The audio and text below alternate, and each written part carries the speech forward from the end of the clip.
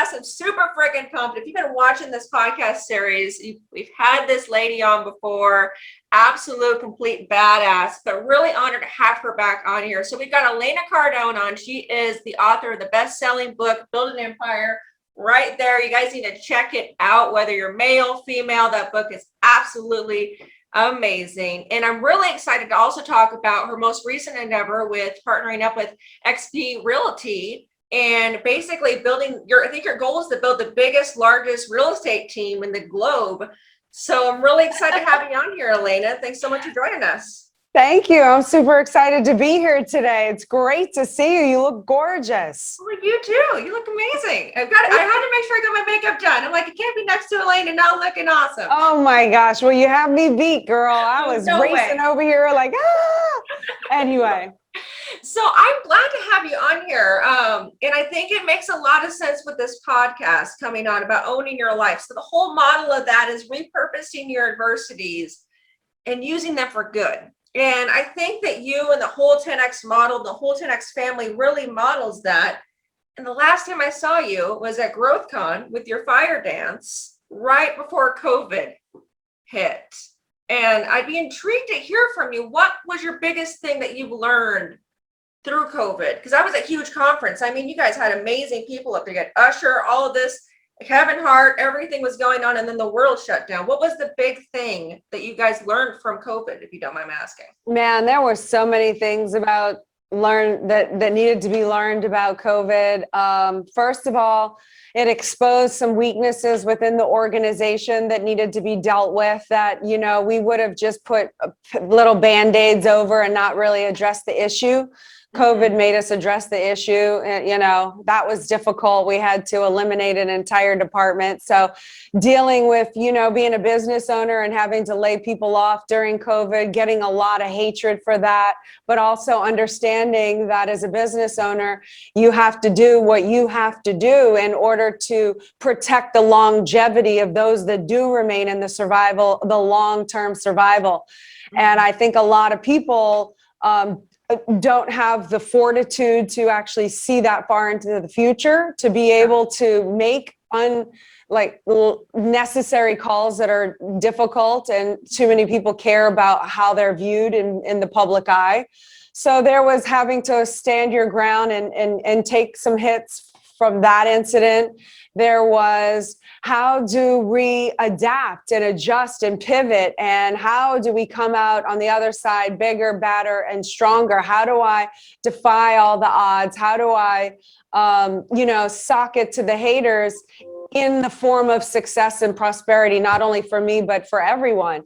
And so it was really having to hunker down, build back up, secure the strengths in the organization, and collaborate and figure out how to open the channels more. So just like everyone else, the virtual turned out to be a great asset for us. We did a lot more webinars and virtual conferences that made us almost more than the in-live person events. So, we're never going to give those up because, nothing beats the person to person, but we did figure out other departments now we've hired back. So now our business is over what it was, and we're stronger, and the weaknesses have been eliminated. So, there was a lot of learning, adjusting, growing, having to take a bunch of sucker punches, and really doing a lot of work, figuring out how to navigate the waters to come out successful. I love that. And I think that you guys definitely, made, as everyone did as an entrepreneur, you got to make the tough calls, whether they're right or wrong. They're difficult freaking calls. And I think a lot of people and entrepreneurs, they are scared to make that call. They're scared to pull the trigger on starting a new venture or making a call that no one likes. And it's a scary process. But I think that, you as a woman is extremely empowering as another, woman in business, to see you just own the decisions that you make, and you're like, hey, this is what we're going to do, and it's the best for everyone right now. You may not agree with it, but you've got to be on board. And I think that you do a fantastic job at building that empire, building that team around you. So how has that trickled into what you're doing now with this EXP Realty thing, with what you're trying to build? How did you guys get into that? Or how did you get into that? Well, I got into that because I heard Grant Cardone and Glenn Sanford, the founder of EXP, on a phone call, and there was a tremendous amount of excitement from both sides. I've been around Grant for 17, 18 years. And as you can imagine, a lot of people want to do business with him, and it's just not going to work out. We cannot do everything. It doesn't match up, the alignment, yada, yada, yada. Yeah. So I recognized in the phone call this excitement that was rare on both sides. Even though I didn't know Glenn Sanford, I know he's an experienced entrepreneur with a successful business. So anyway, in order for the collaboration to work, Grant needed to become a realtor. Well, that was not going to happen Grant's just not going to become a realtor. That wasn't possible. So I raised my hand. I wrote in the book, Become an Asset. So How do you become an asset, not only to yourself? In this case, I was becoming an asset for Glenn Sanford and Grant Cardone to facilitate a deal. So I said, can I be the realtor? And at that point, Glenn lights up and says, yes, 62% of women are in the real estate business. We have husband and wife teams. I didn't even know what that was. I did not know what EXP Realty was at that point. I had no interest in going out and selling homes. I was just going to get my license so they could do their deal. But what I got out of that was, I learned about the EXP model, and it gives realtors the opportunity to actually create wealth, like actual generational wealth. You don't create wealth from earned income. You can get rich from earned income. You can't create wealth from earned income. Wealth only comes from a passive cash flowing income. Well, the model of EXP allows realtors to make a percentage or a piece of up to 7 layers within their organization. So the people that bring in the people that bring in the people, up to 7 layers, you get a piece of that activity, which is that second source of income. You also earn rev share stocks into the company. So I thought it was an amazing resource and was right on point. Not only do we have 10,000 apartment units and we love real estate, everything real estate, but now I actually got excited, and because I had been looking for a vehicle where I could become the woman behind millions. That's always been kind of like not always, I shouldn't say always. That's always been the goal of mine since I have now been proven as the woman behind Grant Cardone and all these businesses and the behind the scenes and the structure. I'm my superhero. I can do the support and push you up to the heightened level. I'm not good at getting you up to your highest level. I have people and training systems to get you up to there. But once you're up to here, from here to there, that's my zone. I operate in that heightened level of success. So now I have the vehicle to help millions of realtors across the globe, because EXP is open in 20 plus countries now. So not only am I limited to my neighborhood of realtors here in Miami, but I have a team. I've only been in the industry now for almost 60 days. I have a team in India, Cabo, Mexico City, Spain. So I'm expanding globally through social media and helping other people create and support their empire so that they can have that second source of income, not only from the commission side, but this rev share side that I'm speaking about, which is now why I'm extremely passionate about EXP. That's fascinating that your guys' structure is like that, because I agree with you. I mean, it doesn't take a rocket scientist to see it when it comes to a traditional way that commissions are spent in the brokerage community. A lot of times it's like, okay, I made this big ass deal, I'm just going to spend it all. And then you're always chasing that next dollar. There's not an actual wealth building similar to any kind of car sales. We talk about, or any kind of sales, like car sales, anything. When you're selling it, you're not going to build wealth just solely by sales. So that's really fascinating, that model that you guys have there. Well, the model is incredible, because it's just that earned passive income. There's a guy who I looked at his rev share organization. He's been in the business for 3 years now. Anyway, I don't need to get into technical details, but he makes 800,000 a month. And in the next couple of months, he's scheduled to be at 1 million and 1.2 million by the end of the year. A month. And that doesn't include his commission side. So it's very real. Yeah. And, that's what I want to see for realtors. I want to see that if you wanted to take off a week or a month, or God forbid, somebody got ill in your family, you're not stressed out. Yeah. You're making money in your sleep, whether you're working or not.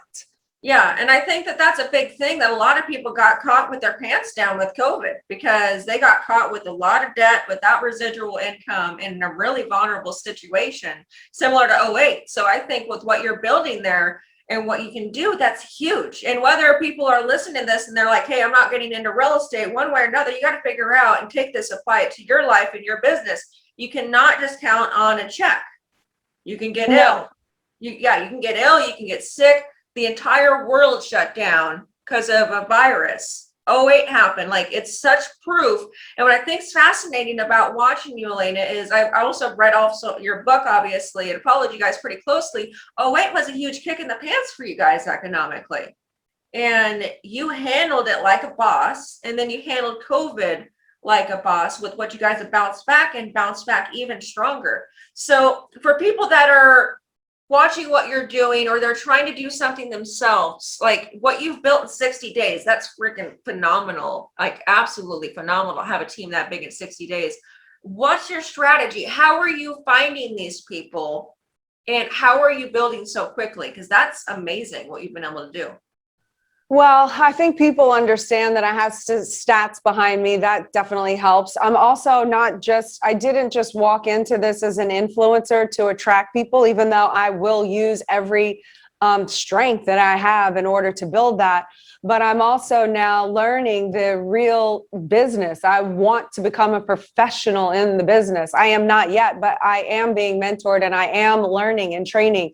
I have 2 really high-end homes under contract right now, with the 3rd one about to go down. So, and that's in 60 days. So how am I doing it? I'm using social media. I'm telling everyone and anyone that I'm a realtor, and I'm working my database and saying, hey, I'm going to sell you a home. And people laugh at me. And literally a month and a half later, I have them under contract. I'm working the database. Do you have referrals? I'm going to my friends. Now's a great time. You want to sell your home? I think we can this. We have how many, it's about marketing. It's just trying to position yourself to where someone can see the advantage of working with you. So how I'm doing it is I'm doing Clubhouse every Tuesday. I do an opportunity call every Tuesday, every Thursday. I'm doing my mentoring calls for my rev share organization, which is 120 now. So I'm constantly helping and tagging other people that are trying to work big deals to get other people in and facilitate the smoothness of the transition, and really motivating and pushing people to go out there and just become a beast in the industry and go out and just dominate. Yeah. So for people that are looking to build something like you are, basically you're just saying, hey, you got to grind. Like, you've got to work through the systems, your database, the referrals, like the mundane things, if I'm hearing you correctly. That's how you're doing this. I have to learn everything about EXP, the systems, how it works, how to write an offer, what's the difference between a lease and a contract to lease. So people can look at me and say, oh yeah, that's Elena Cardone, that just comes to her. No, it doesn't. No, you can't fake certain things. Like, I am just like everyone else that wants to come in on the ground floor. I have to learn everything just like somebody else does. I have to not be afraid to look stupid. I have to ask a question. I have to surround myself with smarter people in that area than I am, to be able to rely on the infrastructure and the support around me to prop me up where I am weak. I know that's my weak suit. But again, I always go in 2-year blocks. Who do I want to be in 2 years? similar to how I did in COVID. In COVID, I was depressed during COVID, really depressed, and I don't get depressed. Yeah. I was really depressed, and I kept saying, how do I become bigger, badder, and better on the other side of COVID? I didn't have the answer. I just said, I have to become bigger, badder, and better after COVID. I have to. How do I do that? I have to get so busy on a project helping other people that it pulls me out of my funk, and I don't have time to be depressed. And then EXP fell into my lap, but I was searching other MLMs because I was like, I'm determined. I am not going to let other people sit in this funk and think that they are a victim to what goes on in their atmosphere, like their environment. Like, no, let's take control. So yeah, in 2 years from now, I'm going to be able to be a bona fide professional because I did the work, and I can say, look, it's okay that you don't know blah, blah. You surround yourself by this person, this person, this person that can help you. Like, I will be able to, in 2 years, be able to talk about all the things that I didn't know and how I knew them and what the rights and the wrongs that I did to help fast track the next person that comes in 2 years. So instead of it taking them 2 years, maybe it only takes them 6 months or a year. Yeah. Well, I think that's freaking fascinating, everything you said there. And one thing I think that when I hear you speak, Elena, is you're doing a lot of the mundane stuff that people don't like to post on Instagram. And I think a lot of times when it comes to entrepreneurship, they think that it's just going to be this big ass boat. I saw helicopters and planes and all these things. And they think that, oh, I'm just going to wake up and get there. They don't see how much grinding and work and mundane things that you did to get there. The cold calls that you didn't want to make, the people hanging up on you, going through a database. Like, entrepreneurship isn't always sexy. No. It's the shit that you don't want to do. No. I'm so glad you say that. And so many people that work in the, environments, or even sometimes friends, or whomever that are in your circle, they see that and they get very confused because they think, and it's natural, I suppose, but they think, oh, I can have it. It looks so easy. Mm-hmm. And you can have it. And it looks so easy, and then they want to leave or backstab or whatever. And then they realize, wow, like it's a lot harder than I thought it was when I'm not with a team and I don't know what I'm really doing or have the stats to back me. For sure. Yeah. It is very uncomfortable. It's not always fun. I was on a call today with some guy, anyway, long story, trying to secure a deal, not to come into EXP, but some other thing. I was helping somebody else. Yeah. He has no clue who I am on the phone call. Like, and anyway, it's just tough. Yeah, for sure. And I think a big thing that you've got that a lot of people maybe they need to have, maybe they don't have, and correct me if I'm wrong here, but you've got a commitment. When I hear you talk, there's a commitment, and that's how you do the mundane things. Would you agree? Like, you are committed to who you're going to be in 2 years. So that's how you're building this. 1,000,000%. I mean, everything drives my purpose. My purpose drives everything. And that's why I get frustrated when I hear generic statements like do it. And I understand the concept, but the do what you love and the money will follow. And I get it. I get the overall picture, but the subliminal picture of that is the messaging of how I interpret that is everything should be about, this should feel good. And, I should love it. And I'm not willing to do the dirty work. Mm-hmm. And I think it's a falsehood. Like, when you learn how to get good at the dirty work, the top is even going to be like more creme de la creme. Like, I don't believe, or maybe I just haven't figured out the way or discovered it yet, but I have not found out how to have the golden jewel or the gold, or I haven't figured out how to find the gold without digging through the dirt. Yeah. And without having to get my hands dirty. I don't want to do that part. I just want to have the nice things, but it doesn't work like that for me. Yeah, you've got to tell somebody. One of the things I told the guy on the phone call today, he was like, well, I've been so lucky, everything just kind of happens for me and blah, blah, blah. And I said, you know what? I don't know how you do it. I said, I really envy people like you. And And I'm so like enamored by you. And I admire that because nothing in my life has just come like that. I have had to work for everything and it's never easy, even though it looks like that. And I said, but I admire that. And then he was like, no, I'm not trying to say it was easy. And I'm like, well, what are you trying to say? Like, what are you saying, man? What are you trying to say? Like, because that's not how it works in the real world. Yeah. You're not going to be all comfortable and cozy. And if you are, you're leaving your potential on the floor. Like if things come to you naturally, it just falls in line, that's fine. But that means you can do a hell of a lot more, which means you have to be uncomfortable. So I'm with you. So I know you got to jump on your next meeting. Any advice for young entrepreneurs, women, men that are trying to make something out of themselves that you think that they need to apply that you've learned throughout this past year, 2 years, or I know you've been massively successful in a lot of arenas. Any words of wisdom for them? Man, there's so many. There's just, you know, your purpose. What is the purpose? Why are you doing this? And make it big, because it doesn't cost you any more thinking power to think big than it does to think small. At least when you aim high, you fall short, you're still ahead of where you ever thought you could be. And look, you know, it's not always going to be pretty. And I don't want to be up here sounding like Miss Pessimistic, because the rewards are tremendous. They're spectacular. They're what make it all worth it. But those rewards are not going to come overnight. And you have to be realistic with that. And don't give up. Set yourself up with sub targets, little targets that you can achieve along the way so that you can see physically, oh, I achieved that. I got that. I did that. I'm on the right track. And when things don't work out and you get depressed or you have to, you know, suck it up and take a hit or, you know, whatever, like you lost an incredible deal. Don't wallow in it too long. Okay, we're human beings. It's okay to feel sad and lost. I feel it all the time.